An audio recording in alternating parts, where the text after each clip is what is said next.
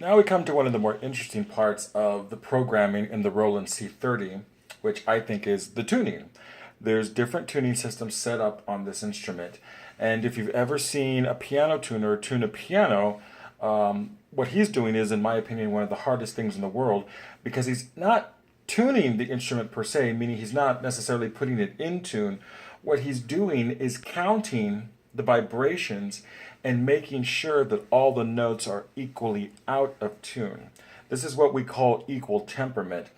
They set A at 440 megahertz for its tone, and then they count the beats, and everything on the 88 keys is equally out of tune. And the reason for that is because that is the only way that you can get all the notes to fit and still be able to go from key to key to key. In early music prior to 1750, there were different tuning systems around. People were trying to shop around for the best way to get as many notes in tune as possible. And there were different variations, but the most common one is something, and the most extreme one is something called mean tone. And it's called mean tone not because it's angry, but because it's the average of all the notes on the keyboard. Because you've got 12 notes in an octave, but an octave means 8. There's only 8 tones. It's not dividing equally among the frequencies. So what they did was they really patterned it to where you would have the fifths on the keyboard be beautifully in tune. And you just stayed away from the notes that weren't. And this is why when you look at music prior to 1800, everything is 1, 2, 3 sharps, 1, 2, 3 flats. You don't get too far away from middle C. Because when you do, things start getting stranger, sounds and frequencies start getting wilder. Or if you do it, as some composers did, they did go there, you do it for deliberate dramatic effect. And this is why each of the keys has a different flavor, because the further you get away from C, the more color, the notes are going to react differently with each other the further out you get. Because it's really set up so that keys like C major can be beautifully in tune. And you've got D major, F,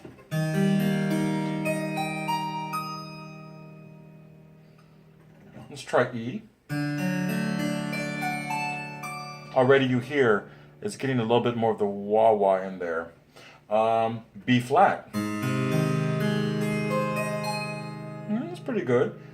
A major.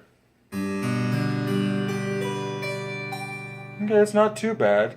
And then comes a dreaded one, the one you just kind of said it with, A flat.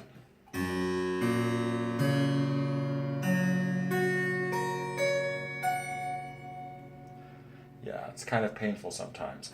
But composers went there because they wanted to get that effect, because sometimes you wrote a passage and you want to have that, just that feeling of utter anguish that could happen when a note just went. It's kind of like the same aesthetic you might find in when you think of country music, and the way pitches are bent and tones are bent in that genre. It's kind of the same way. You just want to get that something heartfelt emotion in the music sometimes, especially if it was a more serious type of piece or something that commemorated someone. So here's this piece from the 17th century by Couperin, one of his Chaconne. I'm only going to play up to the second couplet because I don't think I have the video space for any longer. But just to illustrate how he's using the notes that are out of tune on the instrument.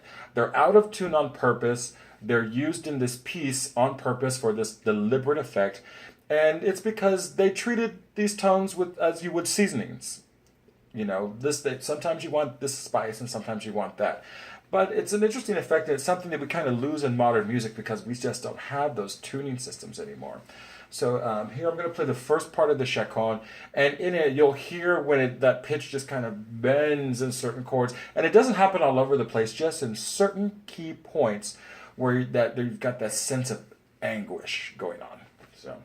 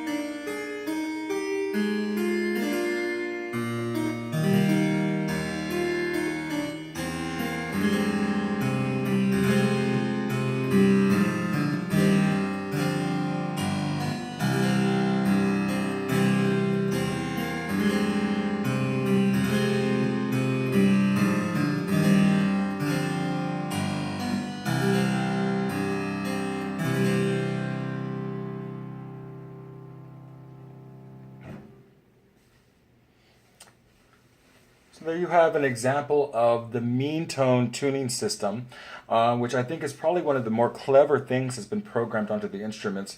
The Roland C-30 gives you an option of 5 different tuning systems in addition to modern equal temperament, which I think is really a selling point for this instrument. One of the drawbacks of having an acoustic harpsichord is that, like a guitar, it is always having to be tuned. And while 5 strings on the guitar is not so bad, 61 sets of strings on a harpsichord can be really tedious. I mean, it goes in and out of tune with the weather, the temperature, humidity, time, and also the sympathetic strings, the way they vibrate against each other. So you have a nice compromise in this instrument that it's digital, so you don't have to go through all that fuss. But the fact that it's already done for you, it's programmed, makes it really easy. You can go from different settings to represent different time periods. It's really interesting, and also it gives you it can give you a clue into how some of the music was meant to sound. The composers wrote with this kind of headspace in mind. Mean tone is one tuning system. It was popular through the Renaissance up to the 17th century, especially in France. They like those dark tones. Bach used it sometimes. There's one in Bach's time called Werkmeister, Werkmeister was actually a student of his, perfected what Bach wanted, because Bach wanted to be able to do more modulation. He hated the fact that when he wanted to go into A flat, he got that. Used to drive him nuts. So he found a nice compromise in that. But it's still a system that has notes that are good and notes that are bad that you just stay away from, or else you use them on purpose for a dramatic intended effect.